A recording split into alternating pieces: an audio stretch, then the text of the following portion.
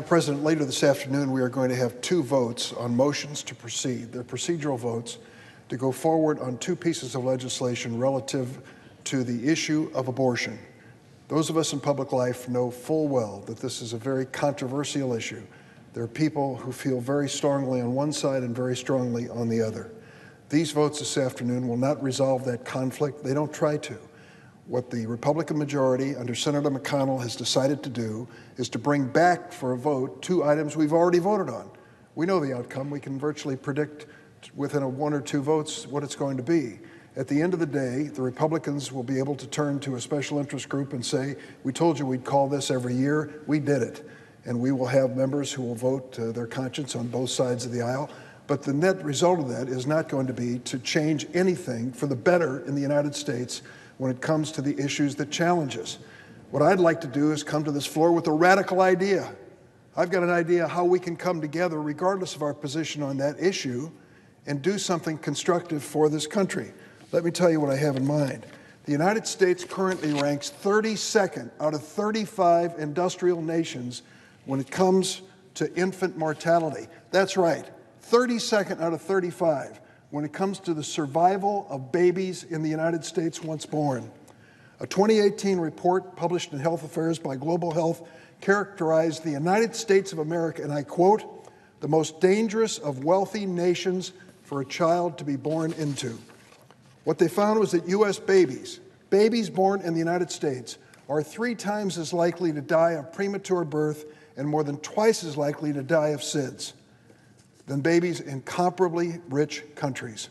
Every year, more than 23,000 infants die in the United States, largely due to factors that in many cases could have been prevented: low birth weight, maternal health complication, prematurity, and babies of color are particularly at risk. Black infants are twice as likely to die in America as white infants, a disparity that is greater than it was in the year 1850 in this country. We are not only losing babies, we're losing mothers as well. The United States, listen to this statistic, the United States is one of only 13 countries in the world where the rate of maternal mortality, mothers dying during the birth process related to pregnancy or childbirth for a year postpartum, is worse than it was 25 years ago. We haven't moved forward. We've moved backwards when it comes to mothers surviving childbirth.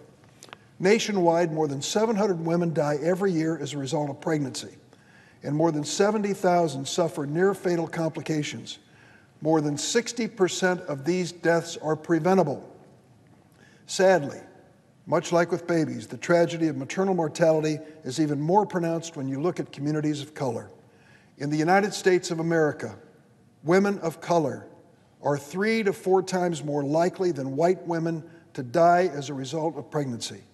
And if you think it has something to do with poverty and wealth, that's what I thought, there's no correlation. The only correlation is race. In my state of Illinois, I'm sorry to report that if you are an African-American woman, you are 6 times more likely than a white woman to die in childbirth. That's why Congressional Representative Robin Kelly and I, Senator Tammy Duckworth, my colleague in the Senate, we joined in introducing the MAMA Act in the United States Senate. First and foremost, more than anything, this bill would expand the length of time that a new mother can keep her Medicaid health coverage. Currently, Medicaid only has to cover women for 2 months after the child is born. Our bill would expand that to a full year. The Medicaid program pays for 50% of all births nationwide, 44% in Illinois. It's a big part of treatment of women who are giving birth to children. This program is vital for new moms and babies, and it makes no sense that a new mom's health coverage is terminated 2 months after she's given birth. Why don't we stick with her so she can live? Why don't we do something affirmative to say that we are committed to mothers and children on a bipartisan basis, regardless of our position on any other issue? The MAMA Act would also provide access to doulas, as well as improve implicit bias and cultural competency training among healthcare providers. Too often, Black women are ignored or not taken seriously by healthcare providers. Doulas can help provide education, advocacy, and support for women whose voices today are being ignored. Further, our bill would establish national obstetric emergency protocols and ensure dissemination of the best practices for healthcare providers dealing with moms and babies. Finally, it would help standardize maternal and infant health data collection and reporting so we have a better idea of what's happening and why. Who supports this bill? The American Medical Association, Families USA, the March of Dimes, the American College of Obstetricians and Gynecologists, the Society for Maternal Fetal Medicine, and the Black Mamas Matter Alliance. Our bill is supported by these and many other public health and provider organizations because it would actually save lives and improve the lives of moms and babies. We can debate the issue of abortion back and forth all day, and we know how the votes are going to turn out and that nothing is going to occur. Why don't we come together on something that's bipartisan, that says we're all dedicated to reducing the incidence of infant mortality and maternal mortality in this country? Isn't that one thing we can agree on? That's my challenge to the Senate chamber. Leader McConnell has made it clear that he has no intention of allowing the Senate to debate and pass legislation that will actually help families in need. I hope he's wrong. Instead, he wants us to vote only on controversial judicial nominees and politically charged anti-choice legislation that has no chance of passing. If he's serious about wanting to save the lives of babies and their mothers, I hope that he'll make an exception for the Mama Act. And now I'd like to make a unanimous consent request. I ask unanimous consent the Finance Committee be discharged from further consideration of S916, the Mothers and Offspring Mortality and Morbidity Awareness Act, known as the Mamas Act, that the Senate proceed to its immediate consideration, the bill be considered read a third time and passed, and the motion to reconsider be considered, made, and laid upon the table with no intervening action or debate. Is there objection? Madam President. The Senator from Nebraska. Thank you, Madam President. Reserving the right to object, I would like to address Senator Durbin's comments, consent request through the chair. First off, I'm glad that the senator from Illinois wants to reduce infant mortality rates and wants to reduce maternal mortality rates. I agree on both of these goals. On the subject of infant mortality, the Senate is going to vote on one infant mortality bill in about an hour. You said a moment ago, or the senator from Illinois said a moment ago, 2 anti-choice pieces of legislation this afternoon. For reporters and for the public paying attention, Lindsey Graham's bill is about abortion, and I support Senator Graham's bill. I don't exactly agree with the characterization of it as leading with the anti-choice language, but it is an abortion bill. The second piece of legislation we're considering today is not in any way an abortion bill. So the anti-choice legislation rhetoric that you're using just doesn't have anything to do with the actual legislation that we're considering this afternoon. But I hope that you would consider on the Born Alive Abortion Survivors Protection Act the fact that it is addressing some cases of infant mortality by making sure that babies that have survived abortion get care. These are babies that are already born and outside the mother, and the senator's passionate speech about infant mortality suggests either that we're doing more cynical posturing around here or that folks plan to actually support this bipartisan piece of legislation. I hope it's the latter. I sincerely hope that the senator would vote in accord with the positions he took earlier in his career and that we would vote in favor of getting some important stuff done on this legislation. But in addition to the comments he made on the subject of maternal mortality rates, I agree with him. Many of these tragedies are preventable, and I believe, despite being the second or third or fourth most conservative member of the Senate by voting record and believing in small government, I actually agree with him that we underfund a lot of these pieces of public health investment, and I would like us to do more to address preventable maternal tragedies as well. And so therefore, in a moment, I'm going to ask if the senior senator from Illinois would agree to modify his unanimous consent request to include the Grassley Amendment, and I'll use all the appropriate parliamentary language here at the end, but just for public understanding, this amendment, the Grassley Amendment, would give states $2.5 billion new dollars to address maternal health in at-risk communities. In addition, this amendment would give $200 million to address maternal mortality under the Maternal and Child Health Services Block Grant Program. What we're talking about here is more funding, fully offset for at-risk moms. No politics, no gimmicks. It is in line with the policy that the senior senator from Illinois was just advancing. It is my belief that the pro-life position is pro-baby and pro-mom and pro-science. And if the senator from Illinois wants to spend another $2.7 billion to help moms, I'm aligned with him, and it'd be great if we got that done together. If, however, we're just trying to change the subject from the Born Alive Abortion Survivors Protection Act, and that means we can't advance a deal to protect these moms and babies, I think that would be disappointing. Therefore, I would like to ask the senator to modify his request to include the Grassley substitute amendment, which is number 1240. I would request that the Finance Committee be discharged from its consideration and that the amendment be considered agreed to, and that the bill as amended be considered read a third time and passed, and that the motions to reconsider be considered made and laid upon the table. Is there objection? Senator from Illinois. Madam President, I do not question the sincerity of my colleague. I know that you come to this issue with a sincere heart, and I don't question that at all. What I'm saying to you is you and we could spend the rest of this day and the next on this floor debating the issue of abortion, and we're not going to resolve it, not in this chamber and not in this country. What I'm asking you to do is to look beyond the current issues that are coming to the floor this afternoon and try to find some common ground, Republicans and Democrats, on the issue of maternal mortality. You've got to be shocked, as I am, to read these numbers about the babies and mothers who are dying, particularly babies and mothers of color. And if we can do something as a nation to show we truly do care about this, even though we have differences on that issue of abortion, wouldn't that be a breakthrough for this chamber? I think the people across this country would applaud us and say, well, they finally did something. They finally came to an agreement. So what I've proposed is, I think, the Mama Act, a good bill, and one that I think should pass, and you proposed an alternative. Here's an idea. Listen to this radical idea. What if we bring the Mama Act to the floor, and I agree that we will debate an amendment, any amendment they want to offer? You know what we would be? It would be like the United States Senate. It would be the Senate. Think of it. You as a Republican and me as a Democrat actually debating an issue that makes a difference in America, putting our best ideas for a vote on the Senate floor. How about that for a notion? Now, we're not going to get anywhere with your proposal this afternoon because we've tested it before. We know the outcome. We know the final vote. And I would say that your proposal, your alternative proposal, once offered by Senator Grassley on the floor when I tried this before, is just inadequate. The resources aren't there to deal with the scope and gravity of the problem. So why don't we do this? Why don't we act like senators? Why don't we do something on a bipartisan basis and bring an issue to the floor that truly counts and people care about? It would be a breakthrough. It might make a headline. It might even make a tweet somewhere.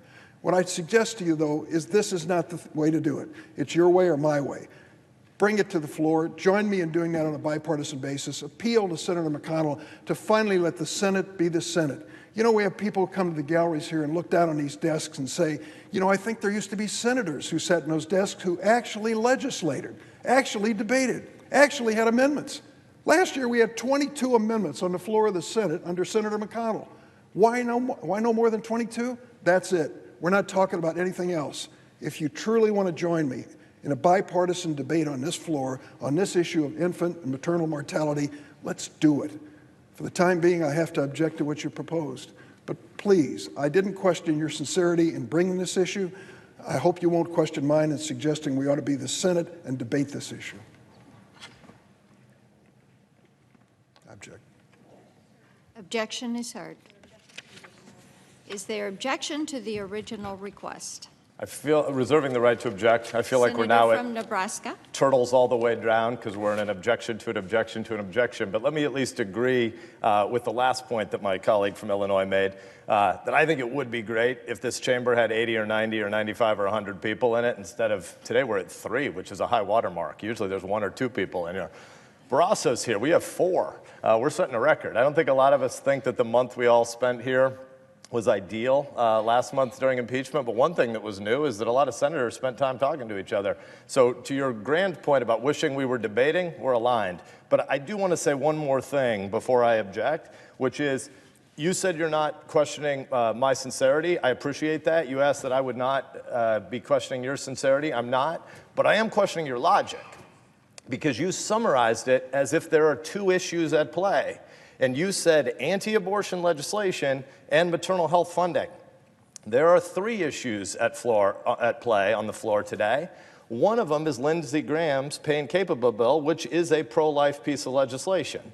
One of them is Senator Durbin's funding requests about maternal delivery health. Those things are true, but there is a third thing which, yet again, you obscured by saying the debate here is funding maternal health or having anti-abortion legislation. The piece of legislation we're voting on today, the Born Alive Abortion Survivors Protection Act, is not about abortion. I am pro-life. I'm going to support Lindsey Graham's bill, but the bill we're voting on doesn't change anyone's access to abortion. It doesn't have anything to do with Roe v. Wade. It is about babies that are already born. CNN said this morning on TV, they made up this insane phrase.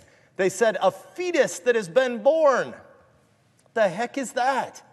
It's another way of saying they don't want to debate the actual debate we're having on the floor today. The debate we're having, we're going to vote once on Lindsey Graham's pro-life legislation. I'm going to support it. But we're also going to vote on a piece of legislation that is about the Born Alive Abortion Survivors Protection Act. These are about babies that are born that are outside their mother. And what's actually happening is the senior senator from Illinois is wanting to obscure the debate because he wants to use euphemisms about choice so that you don't have to admit to the American public that what's actually happening in the floor today is probably that, like last year, 44 Democrats are going to filibuster an anti-infanticide bill. There's nothing in the bill that's about abortion. Nothing. It's about infanticide. That's the actual legislation. And you got 44 people over there who want to hide from it and talk in euphemisms about abortion because they don't want to defend the indefensible, because you can't defend the indefensible. We're talking about killing babies that are born. That's the actual legislation we're voting on today in the Senate. That's what the Born Alive Abortion Survivors Protection Act is. Is it okay in the eyes of the United States Senate for us to say, well, you can't actively kill the little baby. You can't take a pillow and put it over her face and smother her to death, but you can back away and kill her that way. That's what Ralph Northam, the disgraced governor of Virginia, was talking about when he said, well, once the baby's born, if she survives an abortion, and we wish that hadn't happened, then we'll figure out a way to keep her calm for a little while the doctors debate what they want to do. What he means is kill the baby. That's the legislation we're voting on today. There are three buckets. Lindsey Graham's Pain-Capable Act, that's a bill about abortion. There's another bill that is about babies that have already been born. Newsflash, CNN, if you're a baby and you've been born and you're outside of mama, nobody calls that a fetus. You just want to call it a fetus because you don't want to cover the actual story that's being voted on in the U.S. Senate today. Then there's a third piece of legislation, which is Senator Durbin's counterproposal today about maternal preventable deaths and investment in that case, that category. I'm interested in that category as well, but you don't actually want to talk about the legislation that's on the floor, so you're changing the subject. Therefore, I object. Objection is heard. Madam President. Senator from Illinois. Infanticide should be a crime, and it is. That's what the senator from Nebraska will not concede. He thinks he's come up with a novel idea.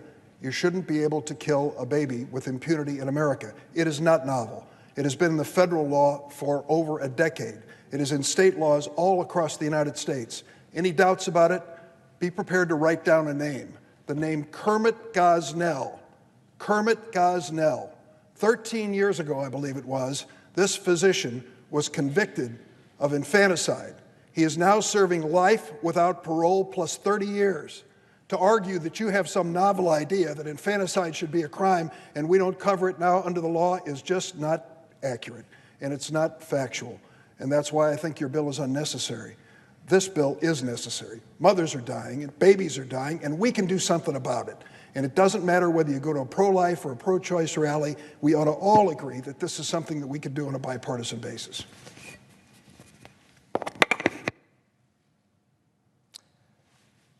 Madam just for the record, just so we all have it clear, the senator talked about infanticide, and he's right. Active infanticide is illegal under federal law. There are no crimes for it in half the states, but more fundamentally, what the Senate is considering today is passive infanticide. It turns out every baby, whether she's born in a glistening NICU unit at a fancy hospital with a lot of rich cars in the parking lot, or whether a baby is born in the unfortunate circumstances of an abortion clinic in a strip mall, every baby at 1 day old, at 5 days old, turns out they die if you wander away from them and you deny them care. If you don't give them warmth, if you don't give them food, they die. And so passive killing, passive infanticide is not illegal under federal law. The senator said infanticide is illegal, and he's half right. Active infanticide is illegal under federal law. You cannot take a pillow and smother a newborn baby to death.